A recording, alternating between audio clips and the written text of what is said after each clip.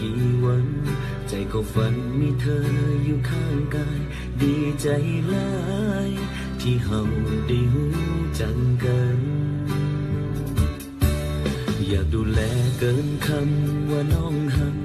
อยากรู้จักในนามคนรู้ใจเห็นจังได้